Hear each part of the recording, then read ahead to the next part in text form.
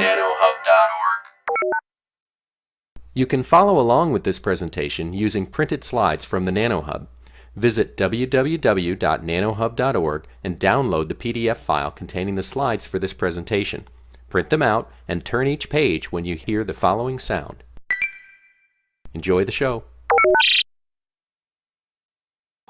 That's the outline of this series of lectures that I was giving. So we're now like on number 5. So what I'll be talking about is spin. I mean, that's something we hasn't really come up so far in our discussion. But this basic model that I've tried to set up in the last few lectures about this elastic resistor, the idea that as long as you think of it like electrons go through this channel elastically and lose energy in the contacts, you can write the current in this form. And this conductance itself, we have obtained various expressions for that conductance that help you relate to different things. And in this context today, what I'll do, it will be useful to just go back to that first form that I had written down. Namely, what's the conductance? Well, it's this density of states divided by the transfer time. See, and then we said, well, transfer time for diffusive transport was something, ballistic transport was something else. Now, in this context, actually, we'll go to what we discussed last day, which you might call interface limited transport. So let's say you have a device in which, getting through this part is relatively fast. The important thing is getting in and getting out. Now, in practice, of course, this is also important in a real device, but as you'll see, I'll explain why, that part of it actually makes the device not work as well. Ideally, what you really want is for it to be interface limited. And this is the basic device that I'll start with. That's this spin valve. Okay. And then we'll go on to things. So the spin valve then, if you're trying to understand it, the first point is what I have mentioned before, that usually all energy levels, these energy channels inside your device, they come in pairs. There's an upspin and a downspin. And they are usually exactly the same, which is why we often don't pay much attention to it. It's like, you remember to multiply by 2 at some point. And the only confusion is when you multiply certain things by 2 and don't, etc., right? Otherwise, it's just a matter of putting in the 2. Now, but what I'll be describing today, though, there is a distinction between them. And I'll explain how you do that. And that's what I've tried to color code as red and blue. So when I draw this density of states, this diagram I've always been drawing, energy density of states this way. Now, on this side, I've drawn a blue thing here. There's the blue part, there's the red part. Meaning upspin's red, downspin's blue. And when I draw it this way, I don't mean the density of states is negative or anything. It's just for clarity, I've drawn it on the other side. That's all. You see, they're really on top of each other. That axis is a density of states, and of course, it's not negative, it's positive. Okay. So that's this blue and red, and because it's usually degenerate, this channel, there is nothing special about it. In a spin valve, usually nothing special about the channel. It's just like any other semiconductor or metal, non-magnetic metal. Okay. And so red and blue are exactly the same. Now the distinction comes from the contacts, and those contacts are now magnetic. So those are magnets, actually. So you've got these two magnets, and what's known in magnets is that here the red and blue states are not degenerate. In fact, these materials that are used, it's the way I've drawn it, as you can see. One of them is somewhere, say, here. One of them is, say, here. And this offset can be significant. It's like 1 electron volt. I mean, these are metals where the chemical potential is way above the bottom of the band. That's like 3-4 volts away. And this part is 1 or 2 volts. Okay? And the same on this side. Okay. So now the question is, how do you calculate the current through something like this? Now, the distinction comes then in this transfer time that we are trying to calculate. And as I explained, in the interface limited transport, The important thing is how long it takes to get through this and how long it takes to get through that.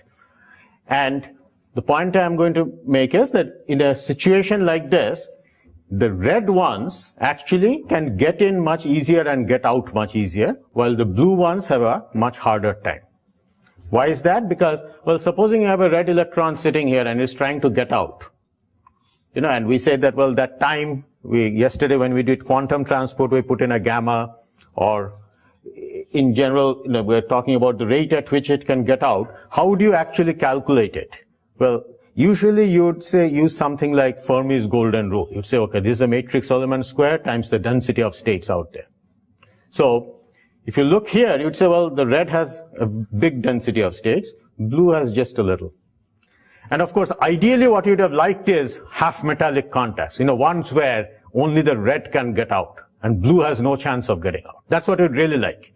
But we're not quite there. You know, people have been working on it. It's getting better and better every year in terms of how much difference you can get between this and this.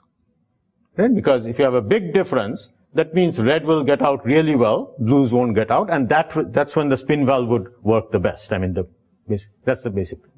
Okay. So what we have here then is, I could say, a red channel and a blue channel.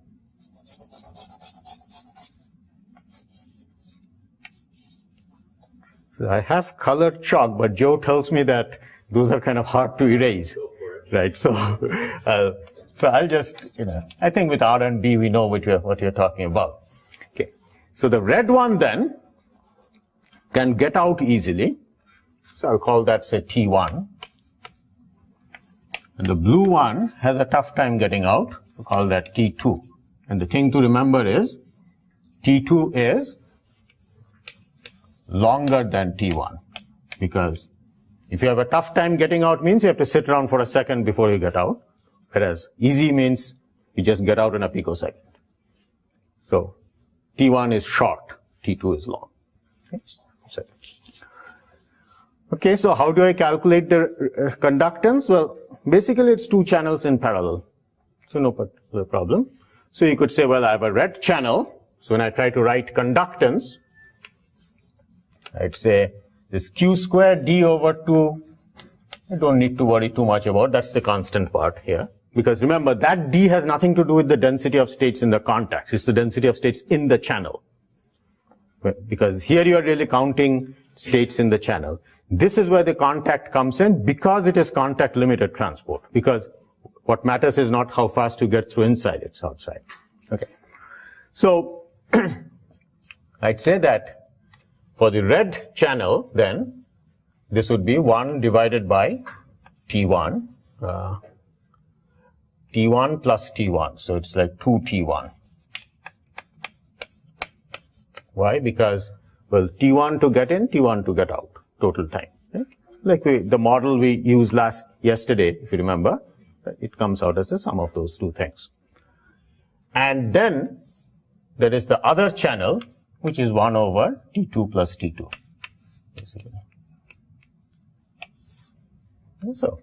So this then comes to 2 T1 T2 over T1 plus T2. That's what it would be. Okay. So this is what's called the parallel combination. Parallel meaning both magnets are in the same direction, pointing same direction. Now, yes, please. Does it flow backwards? Say this again. Does the spin flow backwards? Spin flow backwards? You know, like any electron. So it basically it's the electron that's flowing. That's all.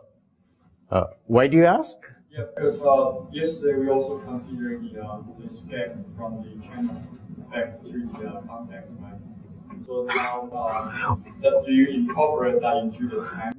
Right, right. So the model we used that yesterday, where you're feeding in things and how it is going back, after you have done all that, then you have this expression for the T, right? So that's all in the model. So now we don't need to worry about all that anymore.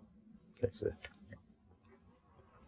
Right. If you remember, yesterday we had this, I was using the inverse of time as the escape rate, the nu that I wrote as per second. And there was a nu1, nu2 over nu1 plus nu2, right? And that's basically what we're doing here also.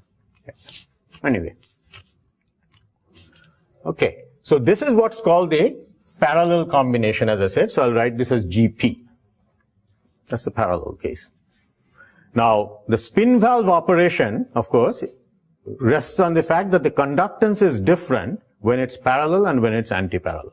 So you get a different conductance if the magnets are antiparallel.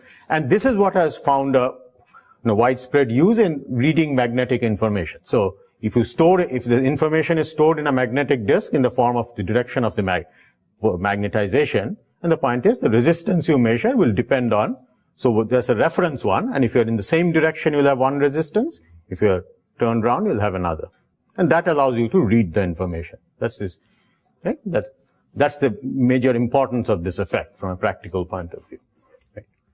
Now, if I were to write this, so question is, what do I expect for the anti-parallel combination? Okay, so again, same formula.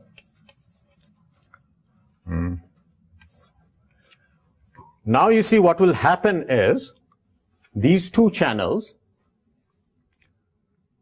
previously the red one could get, had the same time on both sides. Now, of course, what happens is on this side it's still the short time, but this time it's the long one here. Why? Because now it's on this side you have turned the magnet around. So now it is like this is the blue side and that's the red side now. So it's the blue that has a much easier time getting out on that side, you see. And so this picture now changes to, instead of T1 here, I actually have T2. And here this is T2, but then that's T1. Those things reversed. And so when I try to write the conductance, you see now you notice both channels conduct equally well.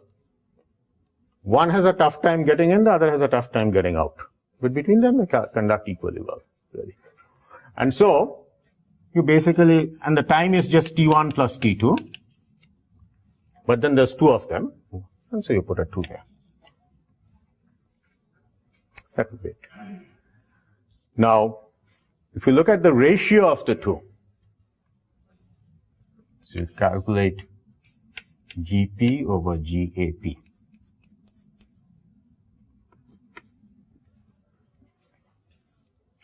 What you get is, I think,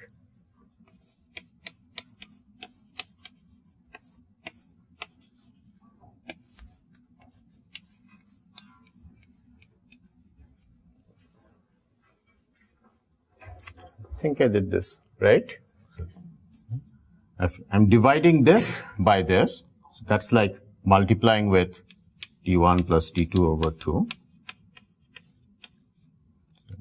And so you get that, right? Etc. Okay.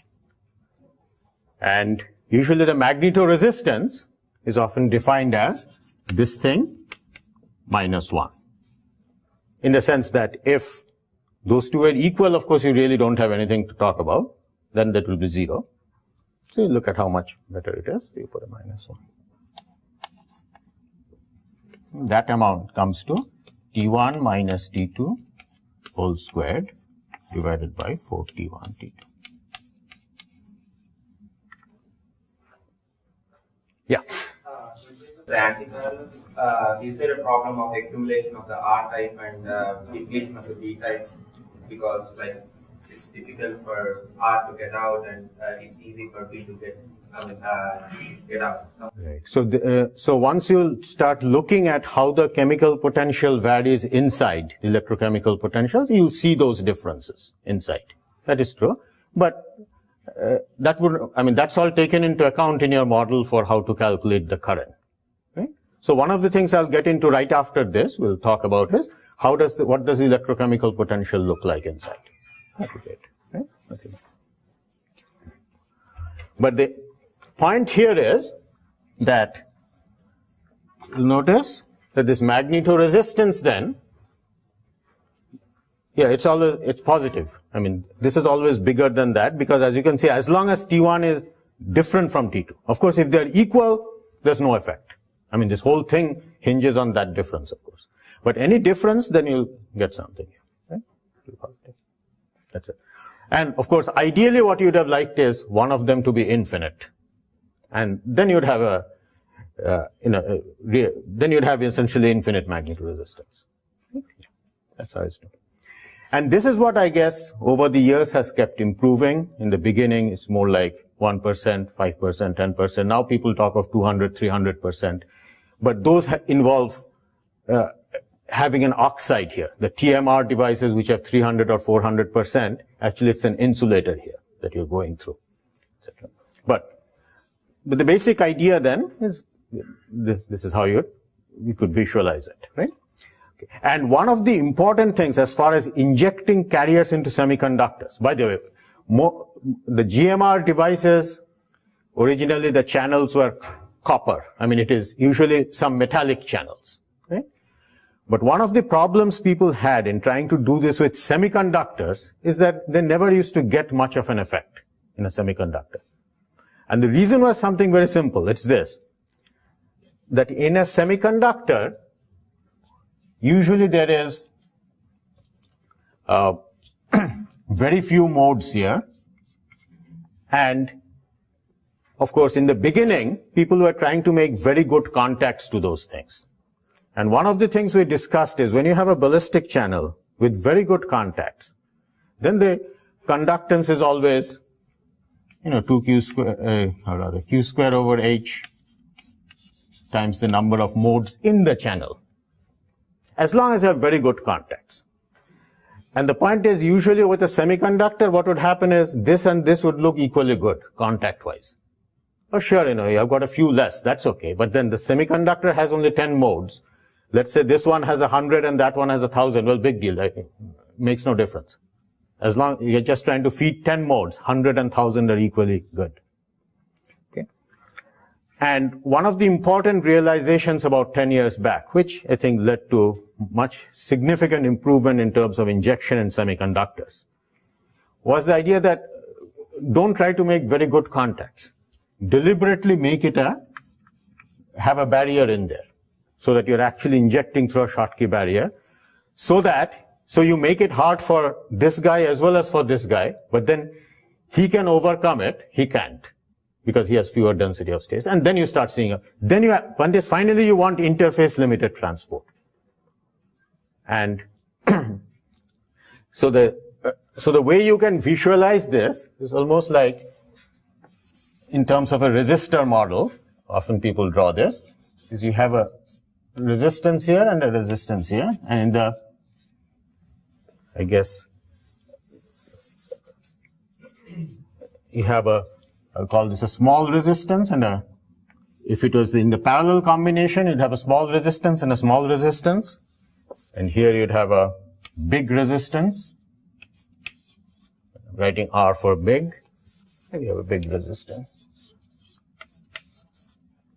So you could sort of take this q squared d over 2 T1 and kind of associate that with a resistance, like an interface resistance. So it's almost like two resistances in series, essentially. Okay? And so the parallel combination looks like small r, big R, whereas the other combination, the anti-parallel one, looks something like this. Reverse that.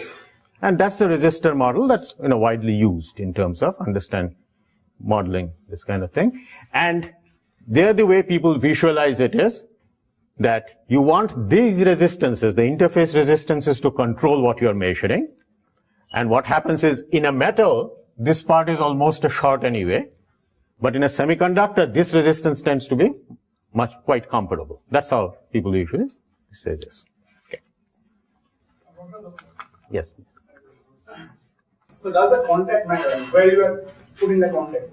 Is it, if it's a vertical contact, and if it's a difference, then first you are injecting vertically and then it needs to transfer horizontally. So does it matter the transfer? Yeah, good point. Yeah, this is something I'm not getting into, but Yes, so the question was that often the way this is done is if you had a lateral transport, you might have a contact like this. Question is there a difference between this and that? That's your question, right? Is there a difference between this one and that one? Right? And the answer would be, if this were really short, then there would be a significant difference, of course. Because what you can show is when an electron is coming in here, if it is really short, then you may not even collect it. It could actually still be going on, right? And so usually these things take a certain length to get collected. And this is what's called this RG length, usually. So you often visualize it as if this part of it is like a bunch of series resistors and resistors that take you upwards. And if this resistance is relatively low, then within a short distance you get sucked up. If not, so these are standard models for contacts, for lateral contacts that people use. And those same ideas could be used here. Because in a way you notice that whatever I'm doing so far, it's not too different from just the standard propagation of carriers of how you think about electron flow, everything. It's just that you got two species to take care of. There's an up and a down. In fact, as you'll see, the equations that people use for this, usually the spin diffusion equation or Walefert equation referred to, it is a lot like this, the up spins diffusing and there's down spins diffusing, and then you can put in spin flip, which takes one type of carrier into another. This is spin diffusion equation, it captures these. And so when you think about contacts and things like that, all the usual understanding of this, because this thing that I discussed about, just mentioned about how it gets sucked up, what distance it takes, those are standard descriptions of contacts. Nothing special about spin here. Okay? Yes, please. I want to make a transistor with this. Would the parallel and anti-parallel case correspond to on and off states? That is, I guess, it will depend on the scheme you are using. And usually, of course, your information is more in the form of voltages and charges. But I think one of the things we have been proposing is you could probably, instead of looking at the charge on the capacitor as your information, look at the magnet itself as the information, for example. But those are all open questions now, how you would use it, what might be the best way to do things. You had a question. Just one part. We're just talking about electrons moving with a spin. We're not transferring a spin from electron to electron. Electrons are moving in this. Right. So in that sense, so it's like we figure out the rate at which electrons go, and usually you multiply by Q to figure out the charge. Here you would multiply by spin to figure out the spin current. That's all. I had some questions often from people, what's the spin current? Very mysterious. Well, but I'd say just replace the Q by whatever spin it carries. That's all. It's basically an electron is moving. I mean, nothing more profound involved here. Nothing collective, nothing else. Yes. So does the spin injection get better if you have really bad contacts? If you have? So if you have worse contacts, like you put in something which is a very good insulator, will your spin injection improve? Like, isn't it? So, right. So what people have found is that I guess experimentalists now have kind of figured out the best insulator thickness they are comfortable with. That's what gives them and it's not like by putting an insulator, the current gets any better. No, current of course gets worse, no question. It's just that the one spin gets far worse than the other. And so you actually have a spin discrimination. But you actually try like a whole range of different handling values. One is that why can't you just use something which is like the worst? It's so straight. Yeah, it is just that over the last 10 years, I guess, people have tried out different things.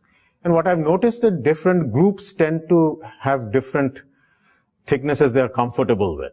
And you can see what they're using from the contact conductance that they quote. That is, some groups, the papers you'll see is like 10 to the 10th ohms square meter. I think it's the units, right? Or in some cases, you'd even see, like, in some groups, you'd see more like 10 to the 7th or 8th. It is like whatever they're comfortable with, they feel, and it varies with material system and so on. Okay? I'm not sure if it is all quantitatively very clearly understood. But what is established is bit of a barrier there helps injection significantly. And this was, of course, a major change in mindset from the beginning, because 10 years ago, people were almost saying it's impossible to inject into semiconductors. They were almost coming to that conclusion. And of course, everybody at that, no one was thinking of putting a barrier, because, you're trying to make a good contact. You try to make an ohmic contact, right? That's your instinct before you think too much. Okay?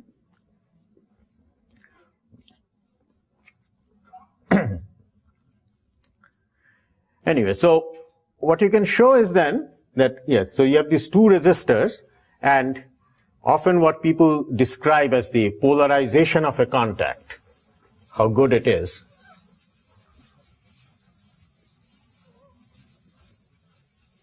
In terms of the resistor model, they often write it as P equals R minus R divided by R plus R. That would then be a measure of how good your contact is, the polarization wise. Okay? And I think you can show that this magnetoresistance that I wrote down here, if you just play around with this a little bit, I think you'll get P squared over 1 minus P squared. So in other words, if P is small, and usually most contacts you're dealing with 10% or something, then the denominator isn't terribly important. Then basically the magnetoresistance you get is like the square of the polarization. So if you get 10%, 10% would give you 1%. But then when P gets close to 1, then you have to include the denominator. Okay. Okay, so this is the basic idea of the spin valve. Now, the one question you could ask then is, what does the chemical potential inside look like? Electrochemical potential. And as I said, the basic equations people use in thinking about this are just like the diffusion equations that I mentioned before. So, we had I equals, say, something like the conductivity d mu dx, I think. I guess I was using Z. I think this was the kind of thing I'd written before. Probably to be consistent, I should put a sigma over Q, etc. But now all you do is, for up, you'd put a up there, and you'd have a similar equation for the down.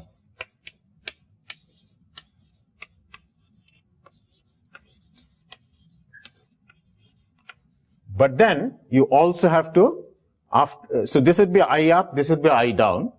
And usually when you solve a diffusion equation, you say that d dz of this is equal to 0. That's what you normally say, that diu dz. I mean, if you had just one species, you would have just set that to 0. And that's how you usually solve these equations, right? Now, in this case though, that won't be equal because of spin flip scattering. If there is something inside that converts up into down, then you would have to worry about that. On the other hand, if there's no spin flip inside your device, and of course again, ideally when you're trying to make the spin valves, you try to make your channel so there is no spin flip. I mean, as low as possible. In that case, this is it. But if there is spin flip, then what happens is the total current stays the same. So whatever you lose from up, you pick up with the down. So di up plus d dz of should be equal to negative of di dz. Because up plus down should stay the same, essentially. And instead of 0, you'd then have like something that would be the difference, will depend on mu up minus mu down, would be proportional to that, and with some constants here. So I won't bother about exactly what it is, but that would be or I guess I should have a minus sign there. So this, at what rate is up getting converted down to down? Well, because they have a different mu, they have slightly different chemical potentials, and so any spin flip processes kind of trying to equalize them. That's how usually people would think about it. Okay. Now, for this discussion for the moment, let's say we are ignoring spin flip processes. So this is all 0. I mean, there is a mu up minus mu down, but it's but there's no spin flip current, let's say. So in that case, basically this is it. So whatever I wrote here kind of amounts to saying that spin flip processes give you some kind of a conductance between the two channels. That's basically what it amounts to, if you look at those. Because equations like this, you could visualize as sort of a distributed resistor thing. You could map it onto that kind of a picture, actually. Anyway. Okay, so let's do the anti-parallel case then.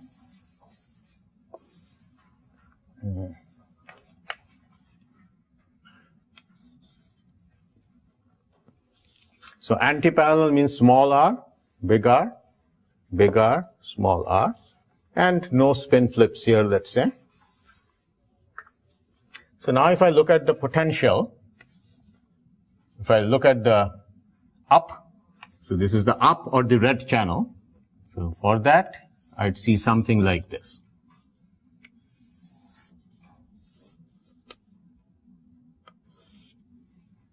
So there's a potential, let's say I'll call this 0 at this end, 1 at this end. And I'm trying to draw it for the up. So little drop here, big drop at this end. Why? Because low resistance, big resistance. More or less work that way. And when you look at the down, it's reversed.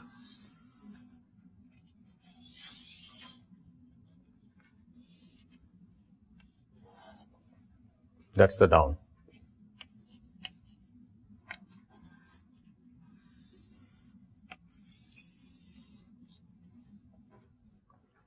So inside there would be a big difference in the chemical potentials of up and down. A lot more of one than the other. See? Interestingly, you'll note that if I had drawn if I had looked at the parallel one, there wouldn't be such a major difference. Why? Because in the parallel case, it's like small r, big R, big R. So here the potential is about half. Here also the potential is about half.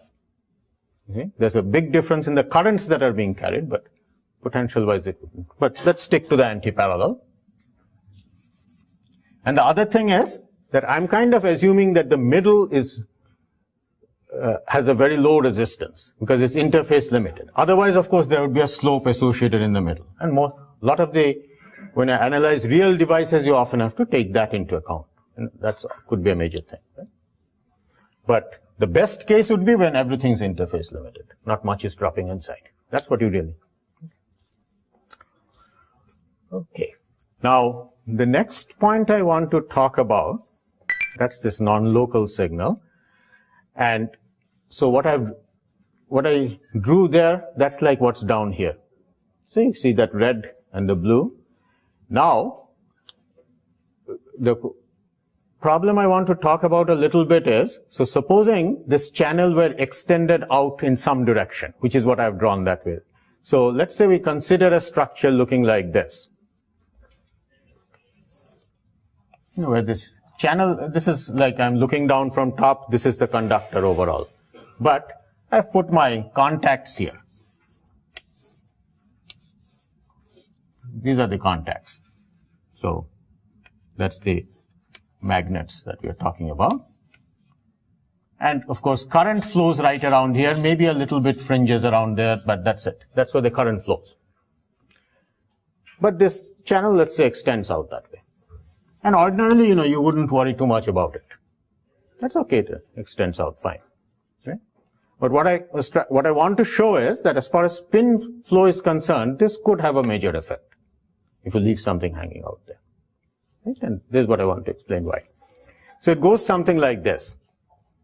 In this structure, we just calculated the chemical potentials. So mu up and mu down around here are separated. So it's like the mu up is somewhere here, mu down is somewhere here. Now question is, what does it look like if I look out here? Then what will happen? You see, these things are not in equilibrium. They have two different chemical potentials. They will want to kind of go out there. So if I plot the mu, and now I'm sort of plotting the mu with that as an axis. So the up is somewhere up here, down is somewhere here. And as you go out in this direction, they'll kind of try to approach each other, because they'll try to come back in equilibrium and to try to get to somewhere in the middle out here. If you go more than what you call a spin coherence length, or the spin flip length, whatever length it takes for spins to come together, if you looked out there, you'll gradually find it going down over there, someplace. So you see something curious here, though, that you see, remember, what I'm plotting is, this is the mu, this axis is x, and this axis was z. I mean, we know what it looks like in this direction. Now what I'm trying to figure out is what it looks like in that direction. Two-dimensional.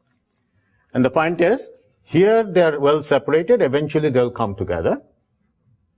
Now if you look at the current, again, no new principles or anything, nothing strange about spin or anything. We just know that when chemical potentials die out like this, it drives up spins this way.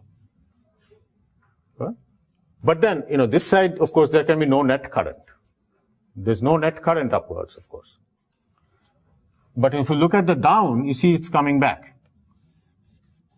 So if you actually just use the diffusion equations I've written down, again, no rocket science, whatever we had before, you just looked at that, and you calculated the currents, you'd find that there was lots of up spins going out, lots of down spins coming back.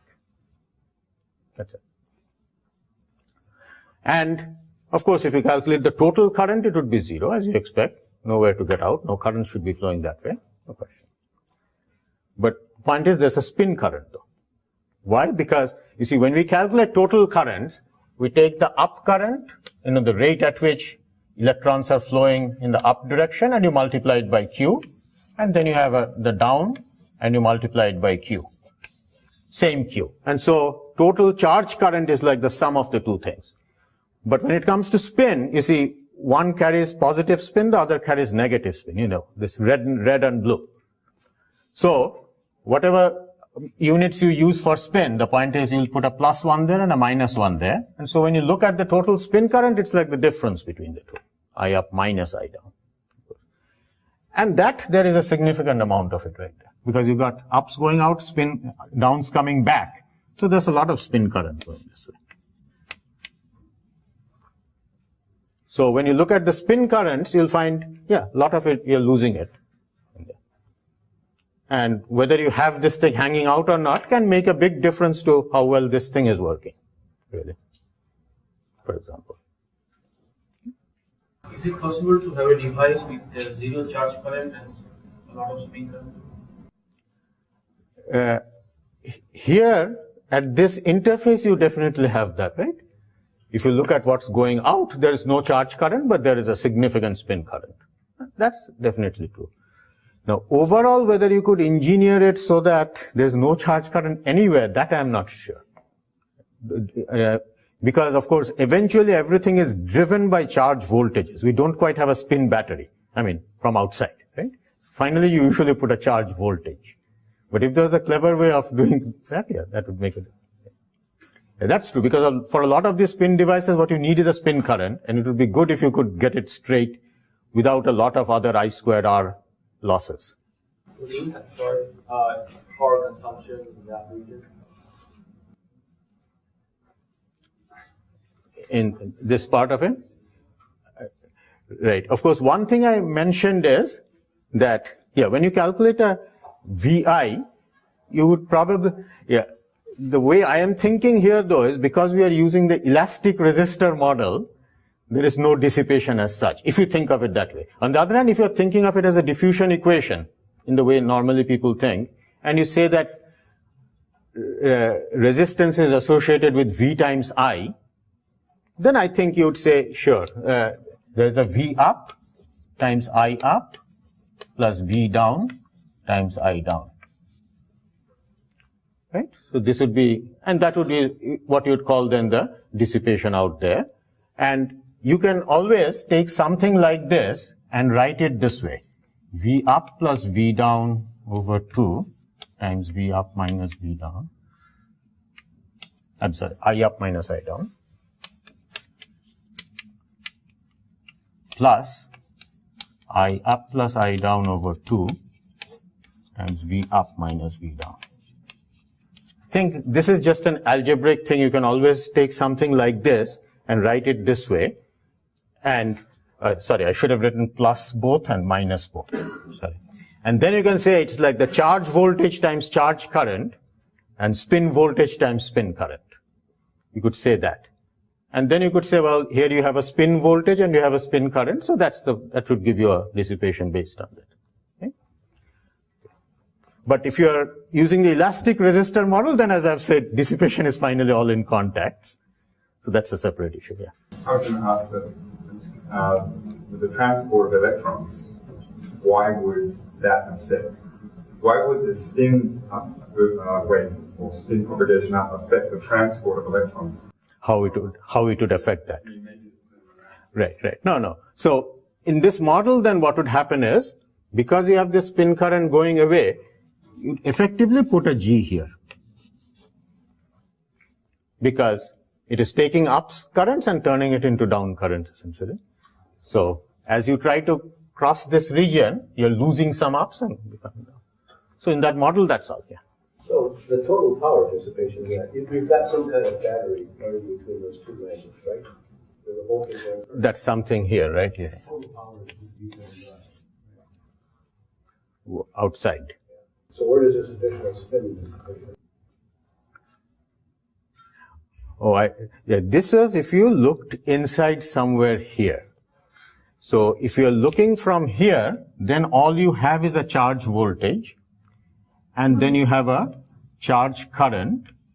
So if I apply this view out here, then one way to do it is just charge voltage times charge current plus spin voltage times spin current, but then there's no spin voltage here. But there's lots of spin current, of course. Internally, if you do someplace, then probably you got... You're saying some of that power internally is dissipated. In the spin part of it, probably. Right. I haven't thought about all this carefully, but I think that is what I would say. So what units do we use for spin current? Are they also amperes? Yeah, this is where people do it differently. I prefer to do it amperes because then you can compare, etc. Lots of times it's defined as you multiply it by h bar over 2. What I mean is the idea being that spin is this angular momentum and it's half h bar. So the equivalent of Q here would be half h bar. But in that case, your spin current wouldn't have amperes as your dimensions. It would be more like, H is joules second per second. So the unit of spin current then would be just energy. So you would say you have a spin current of so many electron volts. And then you don't quite know how to compare. Fine. Or I prefer to just keep it as how many per second. Yeah. So if it's is it a real current? I mean, why are we not breaking KCL's law and then something where IS is just going upwards? No, I would say, it's like, basically it's electrons that are flowing. And then the question is what charge they carry and what spin they carry. And it's just that some have positive spin, some have negative spin.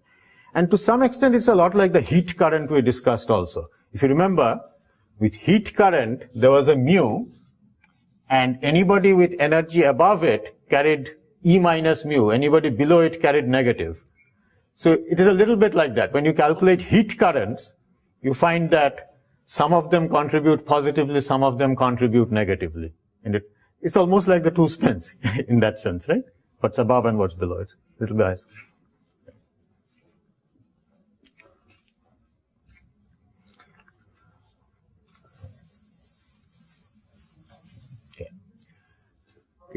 Yes, please.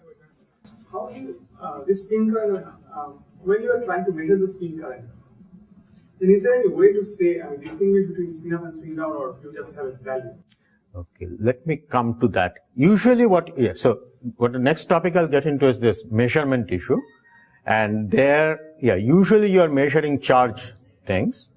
So, I'll talk about that in a minute. Let me come to that.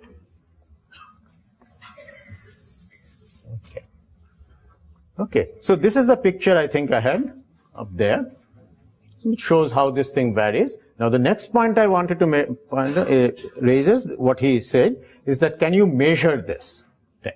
Because this is something that has actually been known for quite some time. I mean, I think the first experiments may have been like late 80s, right? Mark Johnson, a famous paper in those days, I think, showed this, that you can measure a non-local voltage. Non-local meaning it's a voltage that is outside your current path. This idea that your current is flowing one place, but you could measure a voltage by putting down a probe somewhere here. And the point is, question is, what do you measure? Now, instinctively, and I'll try to do this a little better in a minute, instinctively the way you think is, what a probe measures is again this electrochemical potential, because it tries to, it's a high impedance thing, doesn't allow any current to flow, so it basically goes to whatever electrochemical potential it connects to. So when they are equal, that's the voltage you'll have.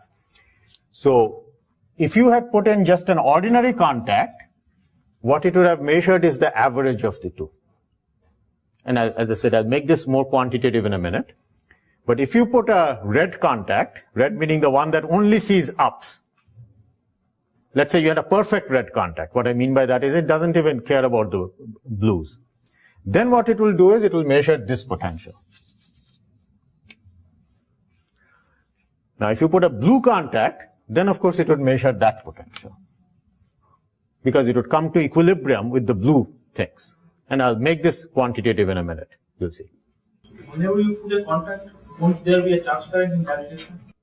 No, but the contact is a voltage probe. What that means is when you measure it, you put a high impedance voltmeter, the way you measure voltage, right? That would be it. And if you put a non-magnetic thing, in other words, which looks at both red and blue, then it will look at the average. Okay? So people actually, put in contacts there and they can flip it and they see indeed the voltage changes. And how much it changes, that is a very good measure of how much of a spin voltage you have. So one way to measure spin voltage is measure the voltage with a red contact, measure it with a blue contact, and then look at the difference, whatever it is. Okay? Now, to make this quantitative, the way you can think is this, that I've got a mu up and I've got a mu down. And I'm putting here a contact which sort of connects to it through, say, some conductance, I'll call it G up, and connects through some conductance, G down. And, of course, this is a voltage probe, so I have a high impedance voltmeter, doesn't let any current flow. So finally, it will float to some mu, which I'll call the mu probe.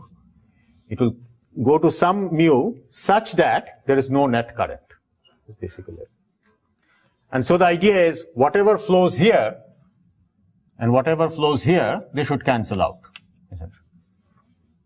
And that will tell you what the probe will measure. See?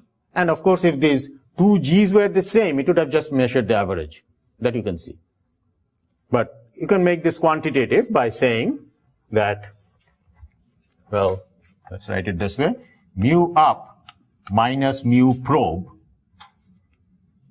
Yes, I'm wondering if the P may be confusing because I've used P for parallel and all. Yeah, I'll just drop the subscript. So by mu, I mean whatever that floats to. So this times G up, because this is like voltage times conductance, that's current. And then I can write the current in this arm, mu down minus mu times G down, and say that that must be equal to 0. When I put a probe down. So what potential will the probe float to? Well, it's a weighted average. It's like G up over G up plus G down times mu up plus G down over mu up plus mu down, and then mu down.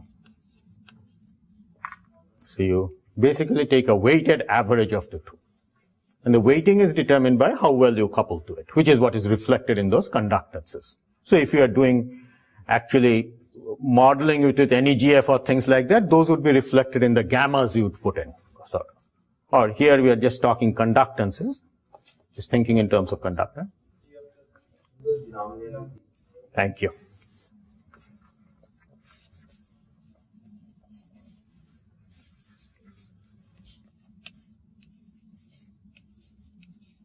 Yeah, that's it. So it's this weighted thing, weighted average. You expect G to be different for up and down depending on contact material? Is it a red magnet or a blue magnet? And if it's just a normal non-magnetic thing, those are equal. And then you measure the average. So this is what you'd expect from common sense. You'd have expected this should be half. But what this shows is that, of course, real magnets are never quite, ideally you'd like, say, G down to be, say, 0. That would be a perfect red magnet. Then, of course, you would have just measured that. And if it's a perfect blue magnet, you would have just measured that. In practice, you don't quite have that. So what you measure is like the spin voltage times the polarization of your magnet. So in that sense, if you measure 1 microvolt, the actual spin voltage inside could be 10 microvolts because your polarization could be 10%. Because you are losing the signal there somewhat. Okay? That's important. Yeah. So what is the real role of the channel in this case? Like, looks like everything is being done by contacts itself. Okay. Because in this thing, the channel has no particular magnetic properties at all, right? It's just an inert background in that sense. And everything, it just provides the highway, that's all. And everything is about how you feed it and look at it. It's really all about that.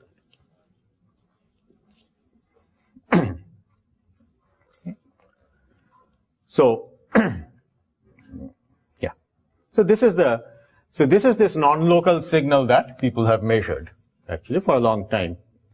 Non-local because, as I said, current path is here, you can measure, but you measure the voltage out there. And often people measure it with one probe around here and another one very far away so that it basically goes to the average anyway. Okay. Now, so far then, everything I've said, it makes it sound like, well, nothing very profound involved. It's like, there's an up and a down. That's about it. And you have to keep track of reds and blues. But there's a little more to it. And that is what is the part that is kind of mysterious and different about spin that gets getting used to. Yes, please. So I'm just wondering, how does the non-local signal compare to the normal case when you don't have any magnets? So when you put the same probe there, the same position, will the non-local signal always be smaller than the case with the Right. Without any magnets, there would never be any spin voltage, though. What I mean by that is. Right, but the probe you also don't apply. Right, but what I mean by that is, if you had no magnets, if you didn't have any spin voltage in the first place, then no matter what you put here, I mean, red magnet, blue magnet, they would all measure the same thing. No? I'm probably not getting the question. Yeah, so I'm just comparing it to without, applying any magnets. Without any magnets for the source and drain? Right, and also for the probe. You're just measuring the normal. Just normal. Normal voltages. Yeah, so this voltage will always be bigger than. Yeah, the bigger part I'm not sure because, I mean, absolute magnitude may not be, but that's why when you look at spin voltage, it is not enough to just measure one thing. It's important to look at a difference, right? So, for example, look at this difference or take a red and a blue and look at the difference. Because as you know, voltages can exist outside a current path anyway. I mean, in these van der Pol measurements, you put a current here, measure a voltage somewhere out there. So, but when you measure the spin voltage, you always have two canceling sources, right? That's why I'm thinking that you tends to be smaller. Right, spin voltages do tend to be small. So, roughly speaking, you see, what happens is the voltage you get is like P square. What I mean by that is, the source and drain that created your signal, let's say have a polarization of P, then the spin voltage inside tends to be about a factor of P down. And then when you try to measure it, you lose another factor of P. So basically, that's what, and that's why typically, we get say 10 microvolt for more like millivolts of input. Yeah. You had a question. The spin decoherence depend on each other? Right. So this is very different for different channels. So semiconductors, they say that the great advantage is the long spin coherence lengths, right? In silicon, Ian Applebaum in his experiments, he claims, tenths of microns is what he has shown in many experiments, actually. On the other hand, in copper, I think it would be more like a tenth of a micron or less, 0.1 micron or less in copper. But metals, of course, has the other advantages that I mentioned, that injection is better demonstrated here. So naively, I would have thought that if there is no magnetic scattering mechanism, the distance would not decohere, but that would be true both for silicon and copper. So why is there a difference? Yeah, this part, I think that a lot of this spin decoherence usually is finally about spin orbit couplings, residual spin orbit coupling. But in copper, probably it is bigger just because there are some magnetic impurities. Probably in semiconductors, you can get it cleaner. That's my impression. Whereas copper, you tend to have residual magnetic. Yeah. So the mu up and down, they don't change linearly. So that means that along the vertical direction, the current is changing. It's not constant. So does it mean that we have the spin the spin changes just as any? Right. So it's like if you looked at up plus down, it is zero everywhere. But individually, up keeps going down. Up is getting reduced as you go away in the x direction, and down is also reduced. Both of them, right? And one is just the negative of the other. So if you looked right at the lower end, close to the channel, you might find, say, 1 milliamp of upspin going out, 1 milliamp coming back. You go far away, you might find 1 microamp going out, 1 microamp coming back. But overall just cancel. No current, of course, no net current, of course, and the spin current is going down. Why is there so much focus on silicon for spintronics? Why can't you use another material? What are the trade-offs when you use silicon against maybe a 3-5 material? Is there something other than just spin? No, I'd say actually in the beginning, a lot of the focus was more on the 3-5s, actually. Yeah, I think more of the early experiments. Well, the silicon experiments, as far as spintronics goes, is more recent. And of course, the metals, copper and all, that's what it kind of started the whole thing of GMR. All of that was in copper.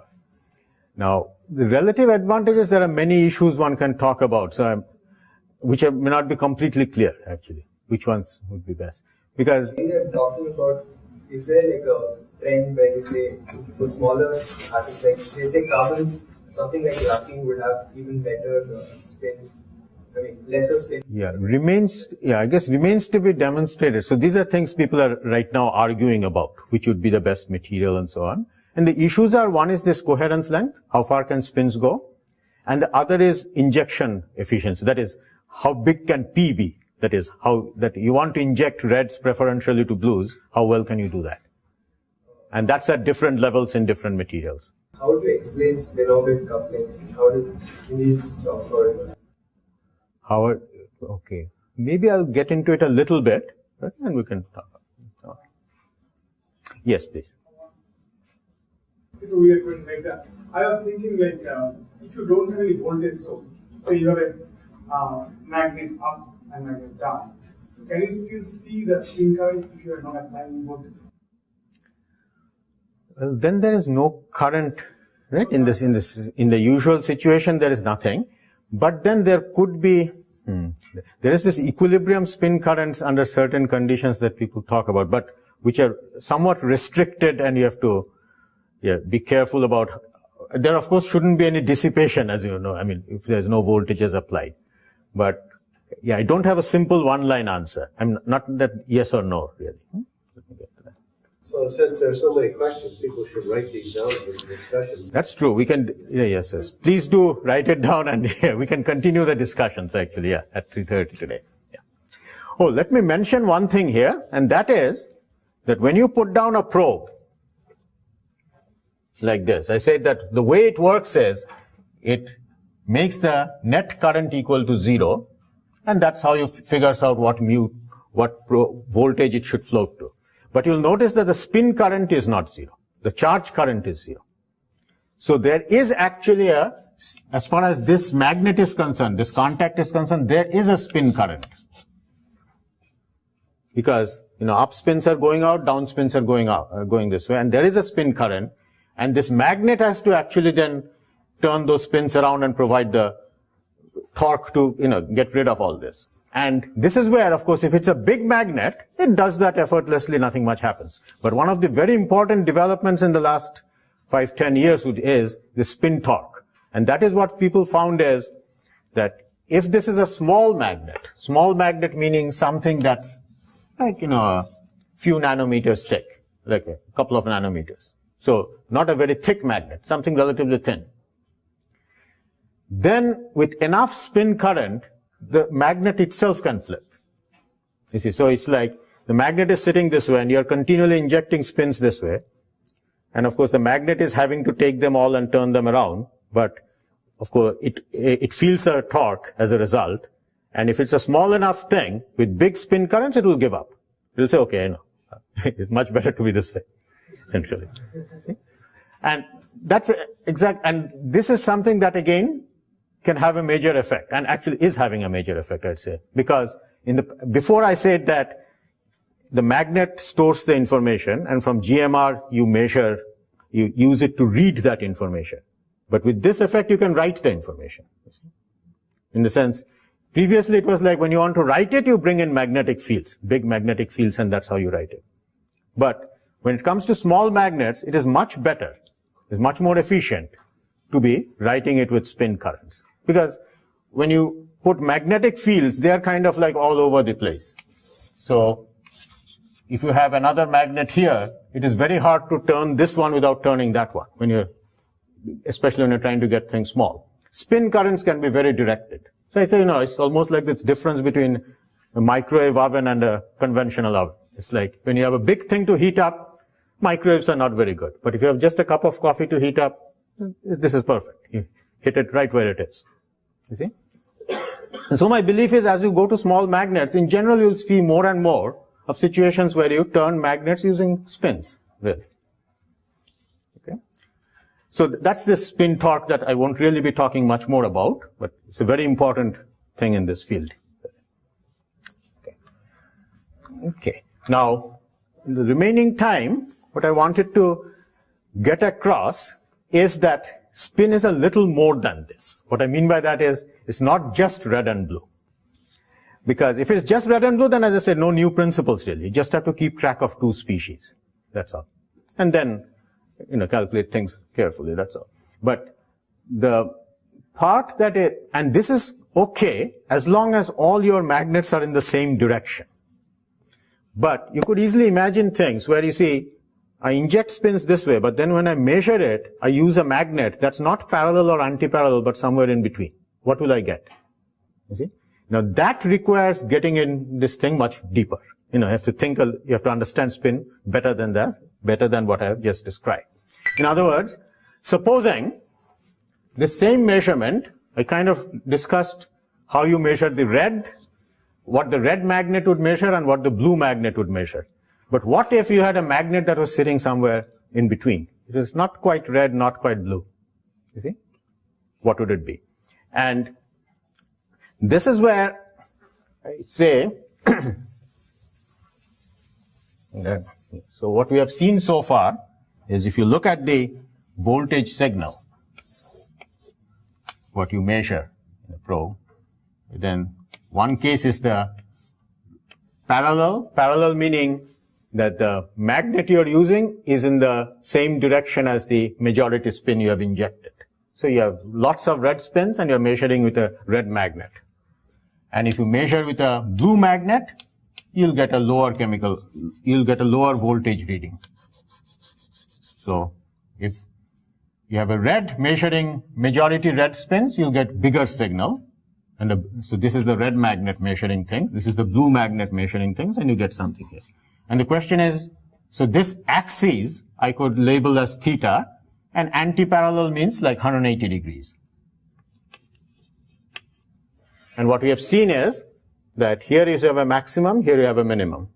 And the thing is, in between, it goes smoothly, basically. So if you are somewhere here, 90 degrees, you measure half.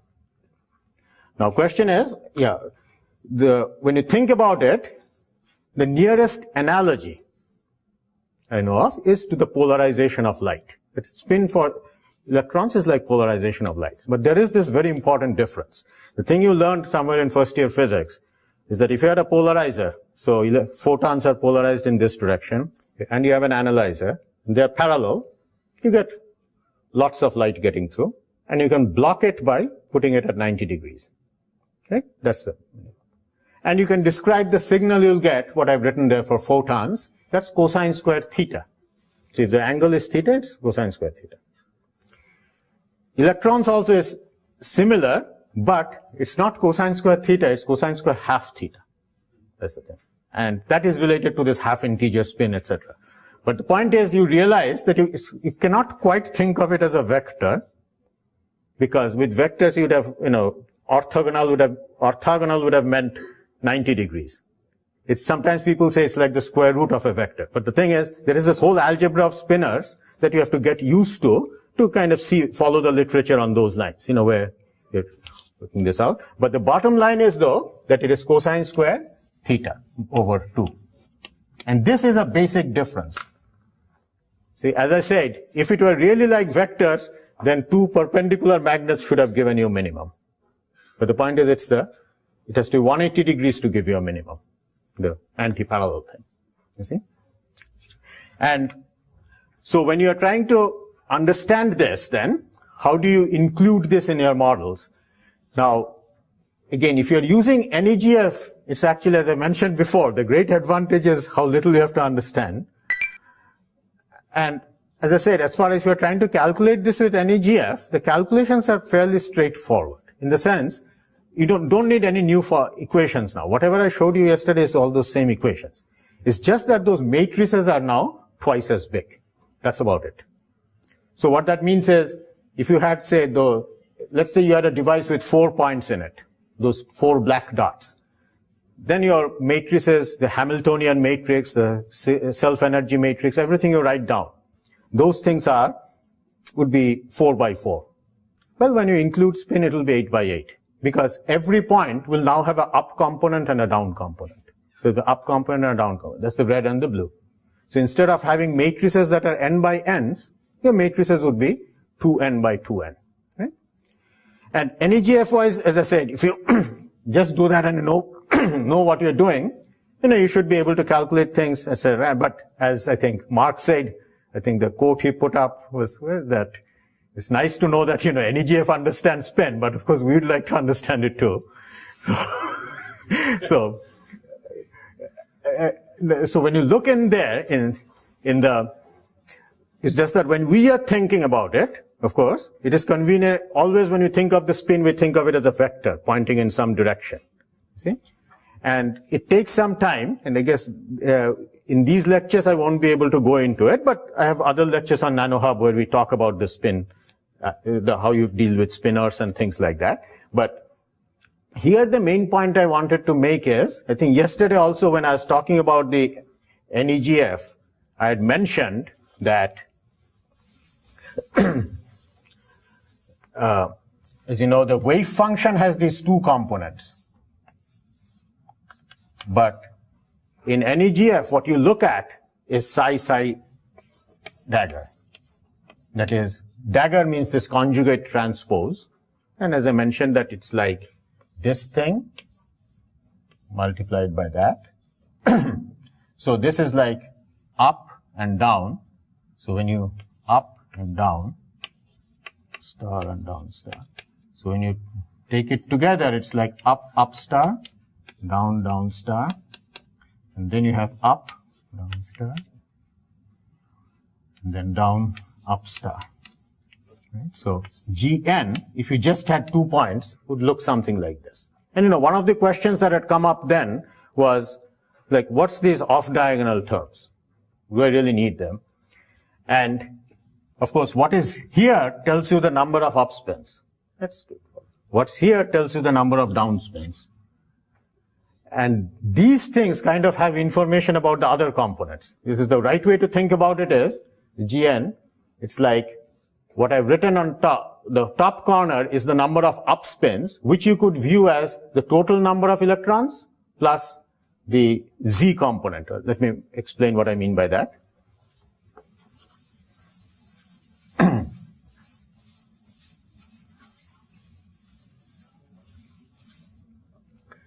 That, you have, let's say you have n up and n down, then the total number of electrons is the sum of the two. And the Z component of the spin is like n up minus n down. So when you add the two, it's n. And so, if you have a matrix where this is n up and this is n down, then of course, this one is like n plus s, and this one is like n minus s, with a divided by 2. Other than that. So in that sense, when you look at the top component, you could say, well, that's like the total number of electrons plus this Sc. And the other one, you could think of it as the difference, or you could say, well, that's the up, that's the down. But it's the off-diagonal components that tell you about the x component of the spin and the y component, what you have in the other directions, you see. That's the information in there. And do I really need that information? Well, for example, if when trying to measure it, I put a probe in the, as long as I have a red magnet and a blue magnet measuring things, I really need only the diagonal information. But if I want to figure out what will be measured by the middle one, then actually I'll need the off-diagonal information to do anything. And broadly, this is true not just of spin, because spin is a nice example because it's just 2 by 2. This whole thing in general about quantum transport. What is the use of all those off-diagonal terms?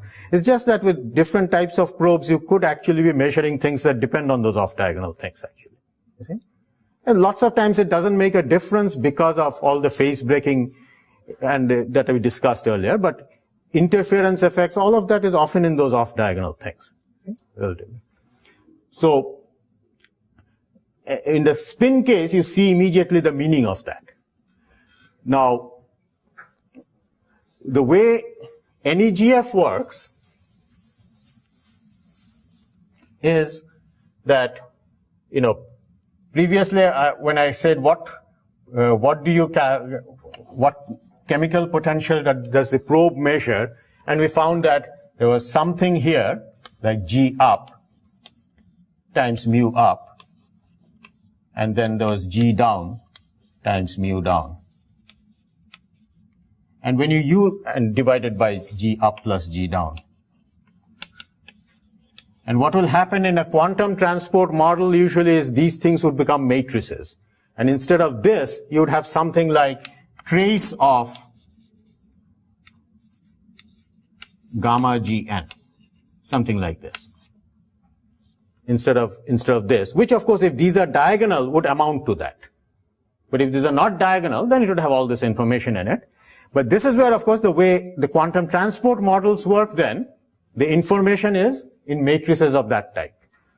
You see, we have got a 2 by 2 matrix. On the other hand, when I'm visualizing it, I usually prefer to think of it almost as just set of 4 numbers. What I mean by that is, at any point, I'm used to thinking of electron density ordinarily.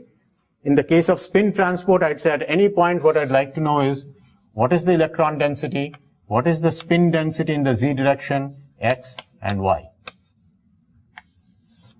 So basically I need to know 4 things. I need to know the electron density and I need to know what direction the spin points and how much it is. You see? That's it. And if you had like normal devices, up and down are all equal amounts and all that. In that case, these would all be 0. There is no spin density at all. Normal devices is just only electron density. And then how much of this you have depends on how polarized, what's the polarization of your contacts, what you've been able to inject and things like that. And then what you measure is, I said, it is like taking a trace of these 2 things. But in terms of this vector, the way you can think is, you see,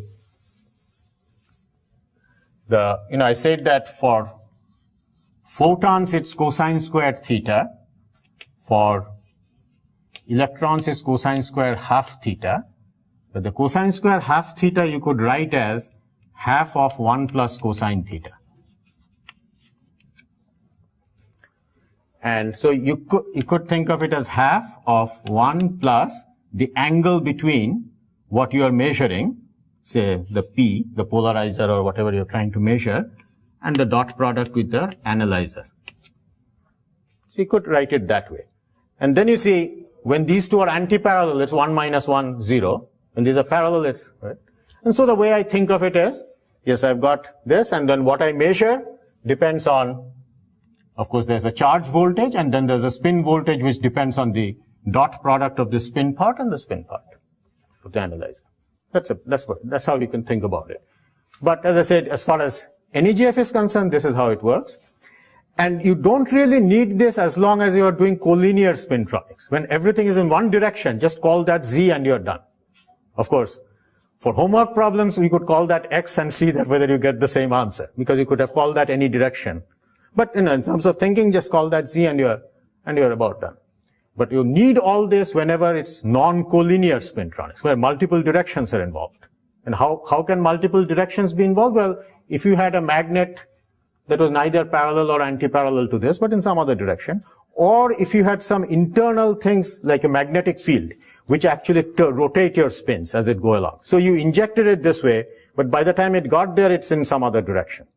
Okay? That's this Hanley effect that people have observed in many devices, that with a magnetic field, you can rotate the spin. Or this Rashba, based on this Rashba field, that's the spin-orbit coupling that is what is now established in these high spin-orbit materials like indium arsenide and so on. If you put an electric field in this direction, and an electron is moving in this direction, it effectively sees a magnetic field in this direction. And this is a relativistic effect. I mean, it's the spin-orbit interaction basically is a relativistic correction to the Schrodinger equation. And it's usually relativity doesn't play much of a role in most things. But this is where people say, well, because these nuclear fields are enormous, actually, there is a relativistic effect. And this has been known for a long time in all materials. And the bigger the atom, the larger it is. So usually in silicon, it's relatively small compared to gallium arsenide. And carbon, it's supposed to be even smaller. But indium arsenide is a material where, with a gate field, people have found there is a relatively, sizable effect, and which people have measured the effects of this on transport. And what it does is effectively have a magnetic field this way. So what that means is you inject a spin like this, but because of the spin-orbit coupling, by the time it comes here, it could be in that direction. And then what you measure, of course, will depend on the angle between this and that. See? And that, of course, you wouldn't get out of a simple up-down diffusion model. You'd need something else. So it's important to be clear on where you need this part and where you don't. Okay? Okay, let me stop here and continue on.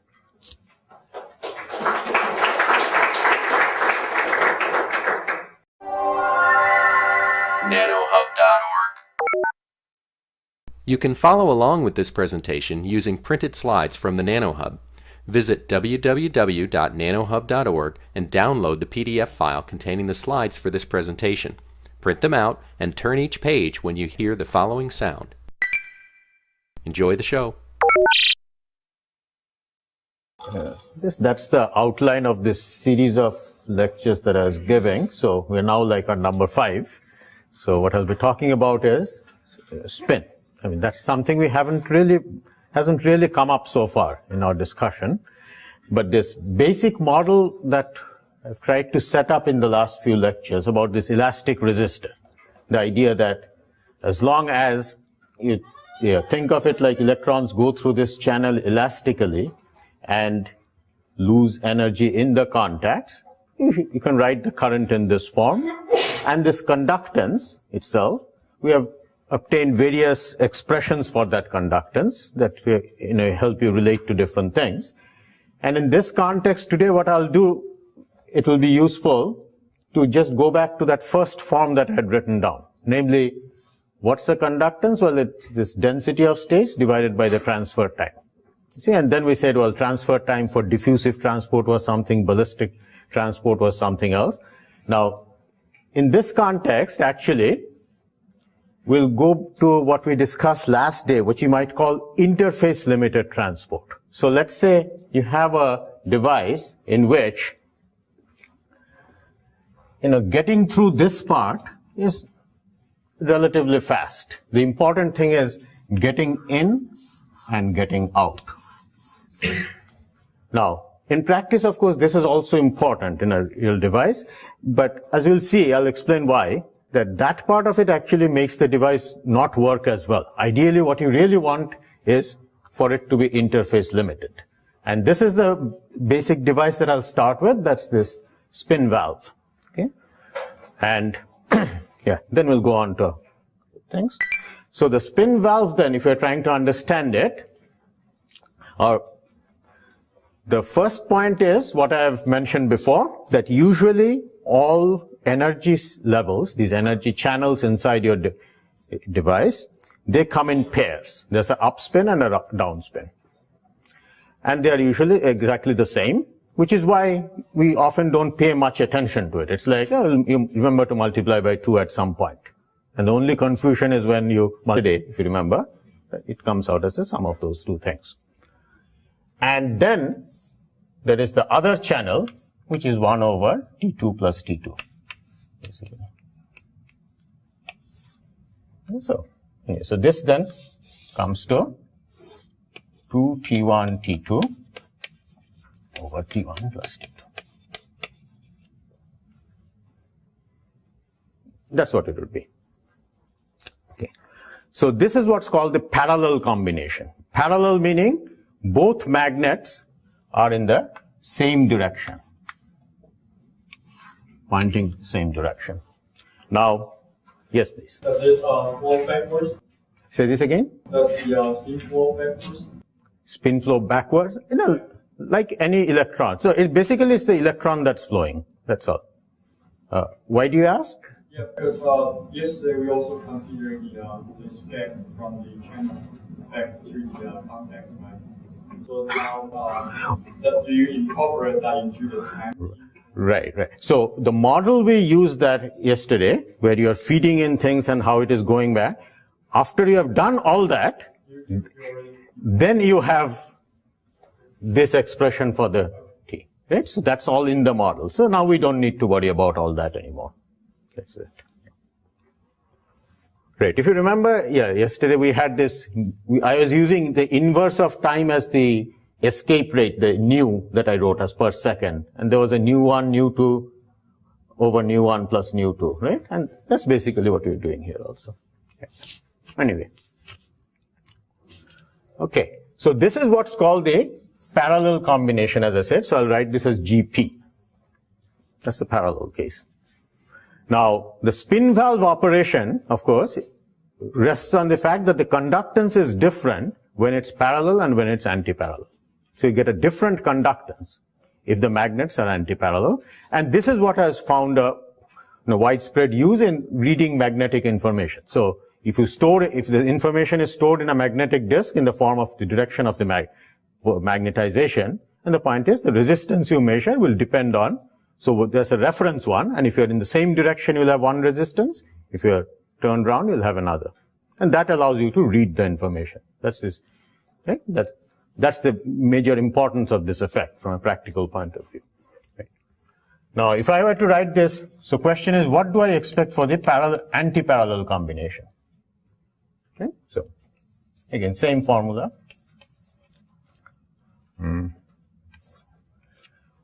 Now you see what will happen is these two channels,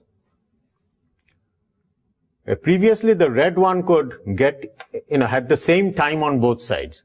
Now, of course, what happens is on this side it's still the short time, but this time it's the long one here. Why? Because now it's on this side you have turned the magnet around. So now it is like this is the blue side and that's the red side now. So it's the blue that has a much easier time getting out on that side, you see. And so this picture now changes to, instead of T1 here, I actually have T2. And here this is T2, but then that's T1. Those things reversed. And so when I try to write the conductance, you see now you notice both channels conduct equally well. One has a tough time getting in, the other has a tough time getting out. But between them they conduct equally well, really. And so you basically, and the time is just T1 plus T2, but then there's two of them, and so you put a 2 there. That would be it. Now, if you look at the ratio of the two, so you calculate GP over GAP.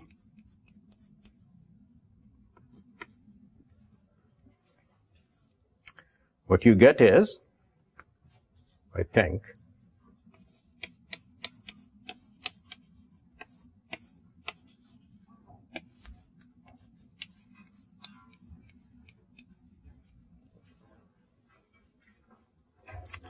I did this, right? I'm dividing this by this. So that's like multiplying with T1 plus T2 over 2. And so you get that, right? Etc. Okay. And usually the magnetoresistance is often defined as this thing minus 1. In the sense that if those two are equal, of course, you really don't have anything to talk about. Then that will be 0. So you look at how much better it is. So you put a minus 1. That amount comes to T1 minus T2 whole squared divided by 4 T1 T2. Yeah.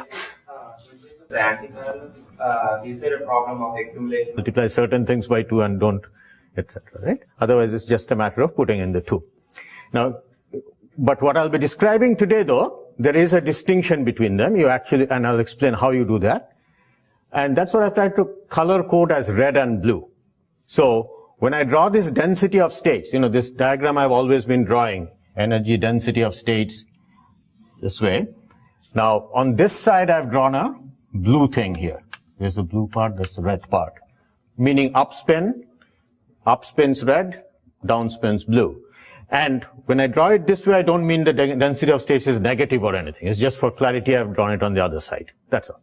You see, they're really on top of each other. You know, that axis is a density of states, and of course it's not negative, it's positive. Okay. So that's this blue and red, and because it's usually degenerate, this channel, there is nothing special about it. In a spin valve, usually nothing special about the channel. It's just like any other semiconductor or metal, non-magnetic metal. Okay. And so red and blue are exactly the same. Now the distinction comes from the contacts, and those contacts are now magnetic. So those are magnets, actually. So you've got these two magnets, and what's known in magnets is that here the red and blue states are not degenerate. In fact, these materials that are used, it's the way I've drawn it, as you can see. One of them is somewhere, say, here. One of them is, say, here. And this offset can be significant. It's like 1 electron volt. I mean, these are metals where the chemical potential is way above the bottom of the band. That's like 3-4 volts away. And this part is 1 or 2 volts. Okay? And the same on this side. Okay. So now the question is, how do you calculate the current through something like this? Now, the distinction comes then in this transfer time that we are trying to calculate. And as I explained, in the interface limited transport, the important thing is how long it takes to get through this and how long it takes to get through that. And the point I'm going to make is that in a situation like this, the red ones actually can get in much easier and get out much easier, while the blue ones have a much harder time. Why is that? Because, well, supposing you have a red electron sitting here and it's trying to get out. You know, and we said that, well, that time, yesterday when we did quantum transport, we put in a gamma, or in general, we're talking about the rate at which it can get out. How do you actually calculate it? Well, usually you'd say use something like Fermi's golden rule. You'd say, okay, this is a matrix element square times the density of states out there. So if you look here, you'd say, well, the red has a big density of states, blue has just a little.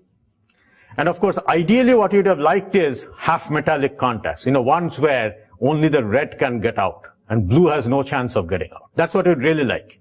But we're not quite there. People have been working on it. It's getting better and better every year in terms of how much difference you can get between this and this. Right? Because if you have a big difference, that means red will get out really well, blues won't get out, and that's when the spin valve would work the best. That's the basic thing. Okay. So what we have here then is, I could say, a red channel and a blue channel.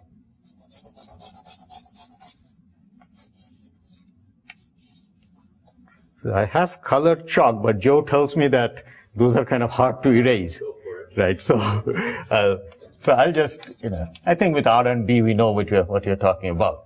Okay. So the red one then can get out easily. So I'll call that, say, T1. And the blue one has a tough time getting out. We'll call that T2. And the thing to remember is T2 is longer than T1. Because if you have a tough time getting out means you have to sit around for a second before you get out. Whereas easy means you just get out in a picosecond. So T1 is short, T2 is long. Okay, so how do I calculate the conductance? Well, basically it's two channels in parallel. So no particular problem. So you could say, well, I have a red channel. So when I try to write conductance, I'd say this Q squared D over 2, I don't need to worry too much about. That's the constant part here. Because remember, that D has nothing to do with the density of states in the contacts. It's the density of states in the channel. Because here you are really counting states in the channel. This is where the contact comes in because it is contact limited transport. Because what matters is not how fast you get through inside, it's outside. Okay. So I'd say that for the red channel, then this would be 1 divided by T1. T1 plus T1. So it's like 2 T1. Why? Because, well, T1 to get in, T1 to get out, total time. Right? Like the model we used yesterday.